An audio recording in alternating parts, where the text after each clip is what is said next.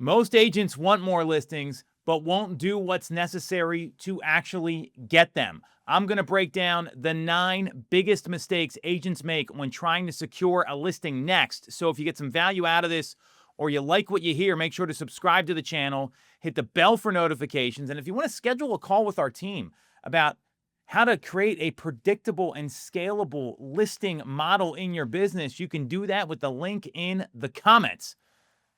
Like I said, most agents, they want more listings, but they won't do what's necessary to actually secure them. And there are 9 clear mistakes that I've outlined through securing listing after listing for over 25 years. And I'm going to share them here with you so you can develop your own processes to avoid these mistakes. Mistake number 1, once you get the appointment. So again, we're not talking about prospecting. We're actually talking about the opportunity arises and then you're in a position to get it signed.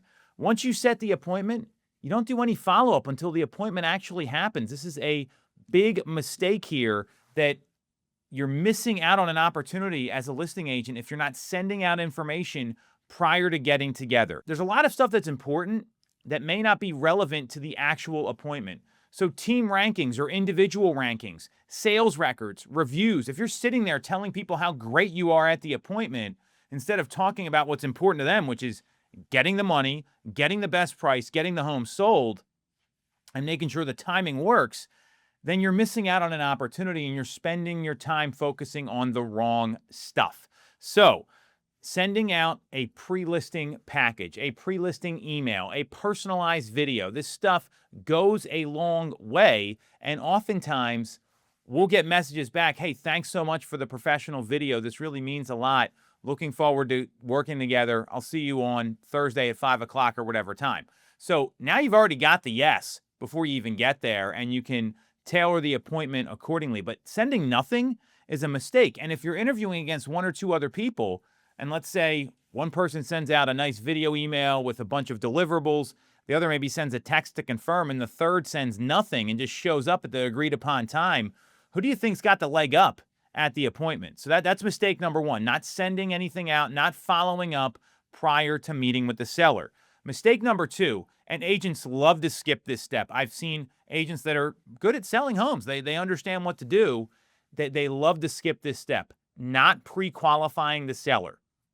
By pre-qualifying, what I mean is know where they're going, get an idea what they're looking for when it comes to pricing, what's going to be important to them when selecting an agent. There's a lot of things you want to know before you walk into the appointment, because if you don't pre-qualify and know what you're walking into an ambush. And that ambush could be you're way off on the price, you don't know what's important to them, you're focusing on the wrong stuff, and that causes you to lose the listing.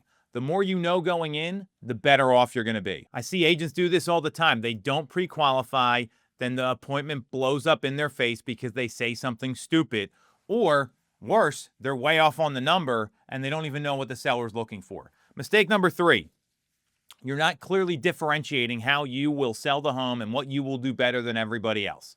Most agents have what I call a 3-point plan, where they put a sign up, they put it on the internet, and they just wait for something to happen. If you're not differentiating all the things you can do differently to get the best price, to get the home sold, and to promote the home in a way that's going to get people competing, you're missing out. Points of difference matter, and that's the stuff you got to practice in your listing appointment so you know exactly what to say when you get in front of the seller. If you're not differentiating yourself, you're falling into the crowd. And if you interview against somebody like me who's going in there and talking about all the things other agents do wrong and what we do that's going to help them, you could be in a lot of trouble. Mistake number 4, there's no leave behind. There's no visuals. You don't have a professionally printed package. You're walking in there with a listing contract and some comps. That's Bush League, ladies and fellas. You want to go in there with something you can leave with them, something professional, something that's going to show that you're a professional, things that they can look through afterwards. Maybe you put the same rankings you sent to them beforehand in there so they can jog their memory. Are you leaving behind the listing contract so they can read through them? And do you have a listing package that's something that's going to show, here's what we do, here's how we do it, and here's the results you can expect? People want to have something left behind with them. And if you're not doing that, you're making a mistake, because if you don't get the listing signed right away, Other people are probably leaving something else behind. That's mistake number 4. Mistake number 5. This one drives me insane. People wing the presentation. They say, I don't need scripts. I don't need dialogues. I don't know what to say. Guess what? If you're winging it, then you're saying things off the cuff that aren't going to make sense. And we know that the most effective agents are scripted. They know what to say in every situation. They know exactly how to lay out a strategy. They've got clear language that they use, and it's very calculated. The more scripted you are, the better you're going to be, because these appointments aren't going to go from point A to point B to point C. They're going to go all over the place. So this is a major mistake a lot of folks make, and they think they can just script it, or they're going to win on personality, right? Well, in a market like this, winning on personality and getting people to like you is not going to be a scalable strategy if you want to list homes at a high level. Mistake number 6, you overpromise and underdeliver.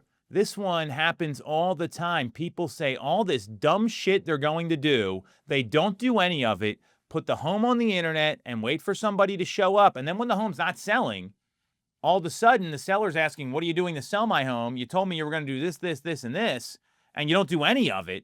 Well, that's a problem. And that's going to cause you to lose the business. Or even if you say, I'm going to call you on Tuesday at 3 o'clock and you don't do it, that's a bad look. You need to follow up when you say you will, and that is overpromising and underdelivering. Do what you say you're going to do in this business, and you're going to go far. Mistake number 7, avoiding the tough conversations about pricing, about marketing, about what works and what doesn't.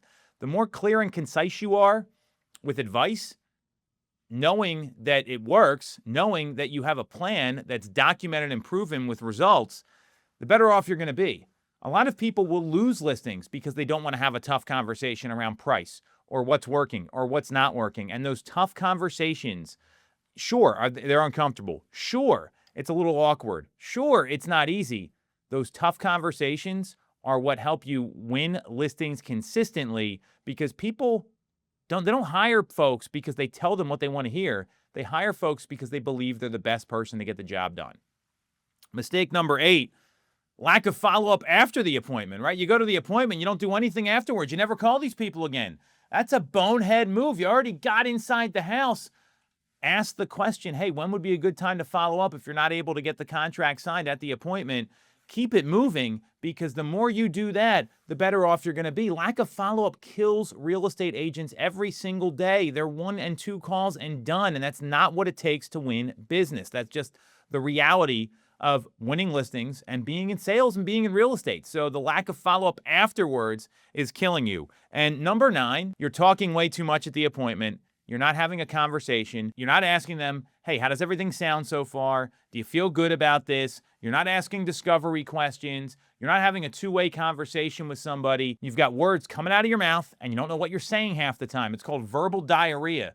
Don't talk too much. Most salespeople talk way too much. The ones that do well, they talk less, and they let the prospect talk. Those 9 things. Stop doing all of them, and you're going to win more listings.